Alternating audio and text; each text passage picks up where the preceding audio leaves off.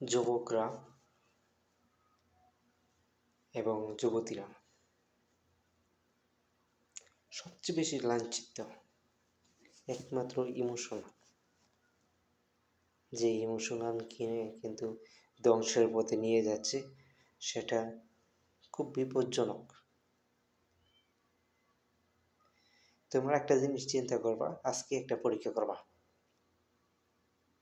ঠিক আমি পরীক্ষা করছি, হয়তো বিশ্বাস করবা কোরআন তেলাওয়াত দিবা, একটা থেকে একটা কোনটা কণ্ঠ বেশি সুন্দর।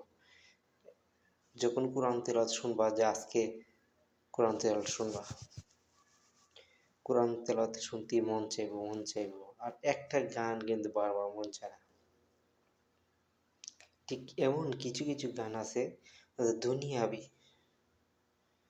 গান, মানে দুনিয়াবি, বিভিন্ন চিন্তা, নর্তকী, বিভিন্ন। আর যদি তুমি পরিবর্তনশীল হতে চাও, মনকে স্নিগ্ধ করতে চাও, যখন বেশি তোমার খারাপ লাগবে তখন তুমি কোরআন তেলাওয়াত শোনো। কোরআন তেলাওয়াত যতবার শুনবো ততই ভালো লাগে। একটা কথা চিন্তা করো, আমরা প্রতিদিন নামাজ পড়ি, প্রত্যেক দিন মুসলমান নামাজ পড়তেছে। দুনিয়া যখন আল্লাহ তাআলা মানুষ সৃষ্টি করছেন আশরাফুল মাখলুকাত হিসেবে, সৃষ্টির সেরা জীব হিসাবে, তখনই নামাজ বাধ্যতামূলক করে দিয়েছে সে আল্লাহর রবের কাছে সেজদায় অবনীত হওয়ার জন্য। আর সূরা ফাতিহা আমরা প্রতি রাকাতেই পড়ে আসতেছি। এই দুনিয়া থেকে কিয়ামতের আগ পর্যন্ত এই সূরা ফাতিহা না পড়লে নামাজ হবে না। কেউ কি কোনোদিন বলতে পারছে যে সূরা ফাতিহা অনেক খারাপ লাগে? না, এই সূরা পড়লে আশ্চর্য বিষয়। কোনোদিন কি ভাবছো সূরা ফাতিহা না বললে নামাজ হয় না?